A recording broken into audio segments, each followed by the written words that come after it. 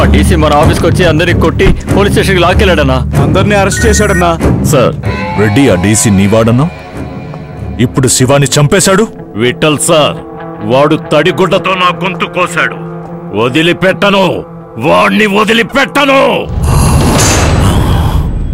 ఆ అగ్నిని వదిలేండి sir.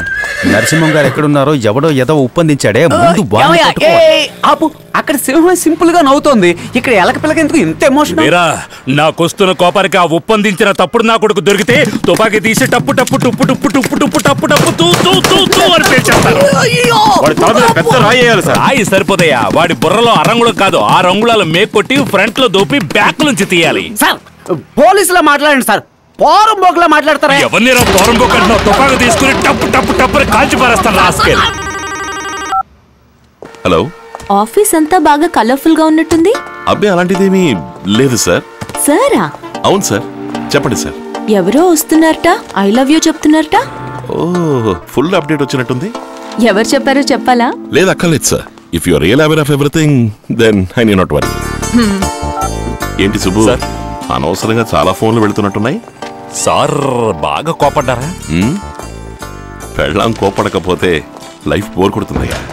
Good morning sir. Sir, ఇతను ఒక్కడే మన ఇన్వెస్టిగేషన్ లో మిస్ అయ్యాడు సార్. ఇతన్ని తీసుకొచ్చి తోలలిస్తే మర్డర్ వెనుకున్న కారణం ఏంటో కనిపెట్టొచ్చు సార్. ఎందుకు నెగటివ్ గా థింక్ చేస్తున్నారు? కాదు సార్, అతని డీటెయిల్స్ కమిషనర్ 3 సార్లు చూడడానికి వచ్చారు. విజిటర్స్ లిస్ట్ ఆయన పేరు లేదంటే ఏంటి అర్థం? కమిషనరే కావాలని దాచిపెట్టినట్టు అర్థం. కావచ్చు సార్, కానీ నాకెందుకు. ఒకవేళ ఆయన మంచివాడే అయి ఉంటే కమిషనర్ చనిపోయిన రోజు చూడడానికి వచ్చుంటాడుగా సార్.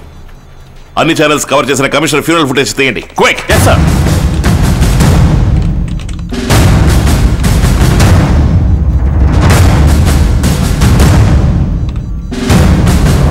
ఫ్రీజ్. జూమ్ చేయండి. సార్ వచ్చాడు సార్. సార్ ఆయన పక్కన ఉన్నది Uppinangadi government school head master sir.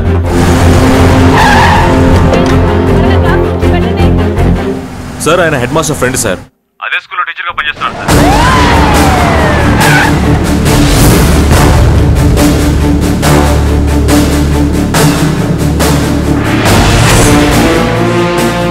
చెప్పండి సార్. మీతో ఒంటరిగా మాట్లాడాలి. చంపేశారయ్యా, చంపేశారు. కమిషనర్ మాత్రమే కాదు, నా మనవరాలతో సహా 32 మంది పిల్లల్ని అన్యాయంగా చంపేశారు. ఆ రోజు మా స్కూల్లో 2వ బెల్లు కొట్టాక పిల్లలందరూ గ్రౌండ్లో ఆడుకుంటున్నారు. అదే టైంలో పక్కనే ఉన్న ఉప్పినంగడి డంప్ యార్డ్లో చెత్తను తగలబెట్టారు. గాల్లోంచి కొంచెం కొంచెంగా పోగా స్కూల్ వైపు వచ్చింది. పిల్లలందరూ స్పృహ తప్పి పడిపోయారయ్యా.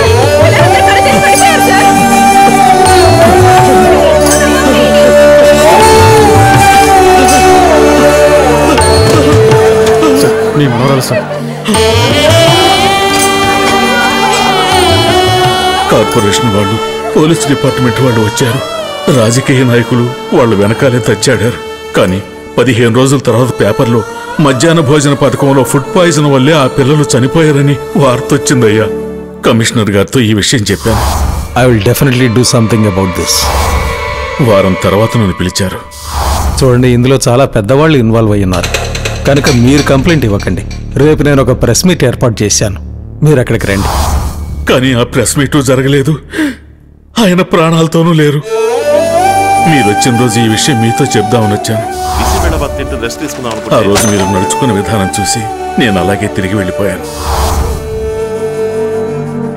ఎందుకు చనిపోతున్నామో తెలియకుండానే 32 మంది పిల్లలు చనిపోయారయ్యా. మొత్తం అందరూ చనిపోయారు.